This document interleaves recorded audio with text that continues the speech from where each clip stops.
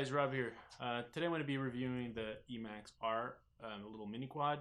It's running 2-inch props with 1106 motors, 4000 kV, genuine Foxeer camera, F3 flight controller with a 4-in-1 built-in ESC. I just want to say thanks to GearBest for sending this. They sent me this to review. I gotta say, I was really impressed with this quad. I mainly flew it in a parking garage. Right now it's snowing here in Canada, and I did fly it outside in the snow, and I dunked it in the snow. Probably not a good idea to do that. I also mounted the run cam. No, not the run cam. I also mounted the Mobius Mini on top of it. You can just Velcro it right to the top. It weighs about 27 grams, just to get some HD footage, and it definitely is way too heavy for this little guy. I think altogether, with the 3S 450 milliamp battery and the little mini HD camera, I think it was 168 grams, and I think it's way too heavy for this little quad. But it's just, I'm so sick of seeing DVR footage. I like the HD way better. But I'm gonna be showing some HD and some analog DVR footage. And for parking lot or underground parking flying, I really like this. It has these little almost like little points to protect the motors.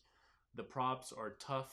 Although I did destroy my first set of props, I flipped it over on the asphalt, and I tried to use turtle mode to flip myself back over, and I totally grinded the stock props that came with it. It does come with two types of props, and yeah, so probably not very friendly to concrete, but for underground flying where you have to control your altitude on 3S, this thing flies really, really, really good. I even smacked it into the walls a couple times and I didn't break anything, and that's pretty good. It does come with this hard shell on top. It actually looks really good. I think anybody, it would have been so easy to just put 4 standoffs on here and a carbon fiber top plate, but Emax went with this like really tough plastic top shelf, and it looks really good. Like, you can get this, I think, in 3 different colors, but I like this black. The video receiver does 25 milliwatt and 200 milliwatts. I switched it to 200 milliwatts, and underground with this little dipole, if you have a diversity setup on your goggles, you're not going to have more minimal breakup. Like, I could see fine. Really impressive. You don't really need clover leaf or any of those fancy 5.8 antennas. I guess the one thing that throws off the look of this quad is this little capacitor that sticks out of the side. I've been trying to look for a place where I could like hide this thing in there, like if you can run like 2 wire leads and then hide it underneath somehow, because it sucks. You bend it down to plug in the USB, then when you're flying it bends up. Like, eventually it will break. You could just solder it back on, I guess. So this is designed to run on 2S and 3S. Actually, it says 3S and 4S, but I actually ran this on 2S, and it flies good in the parking garage. It handled really well. You got to be more constant on the throttle, but it handled it really well. Right now here in Canada, it's in the negatives. I think the first time I flew was -6, and then the second time was -10, and even in the parking garage it's really, really cold, and my batteries were sagging so much. You really have to be on the battery to make sure you don't crash onto the asphalt. I ran a 3S 450 mainly, and I also had a 2S 500, and I ran those 2 batteries, and I really had a lot of fun. This is going to be my main go-to if I want to go fly in a small park. I'm in a congested city, so there's not a lot of open spaces to fly. So I think that's what this is for.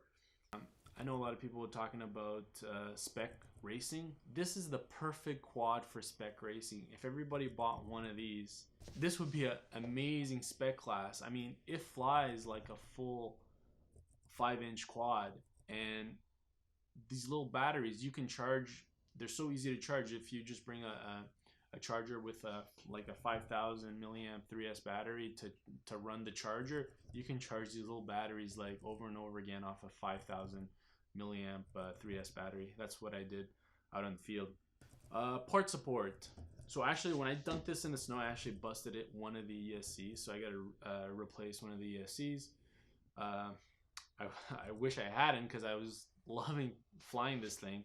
But now I was looking for a 4-on-1 ESC from Emax, and that's the good thing about this quad is you can buy every single part of this from Emax, from the Emax USA website, and they have every single part there for sale. So part support. That's my review of the Babyhawk R. I think I'm gonna give it. I would give it 4.5 out of 5. The only downfall is the resistor sticking out of the side, but it hasn't broken, so I can't really complain about that. Uh, and yeah, like I think this is a rock solid part. If you guys want to check out this quad, the links will be down below. And I'm going to be reviewing a quad coming up next. I think it's the Fury B140. So please subscribe, and I'll catch you guys next time. All right, bye.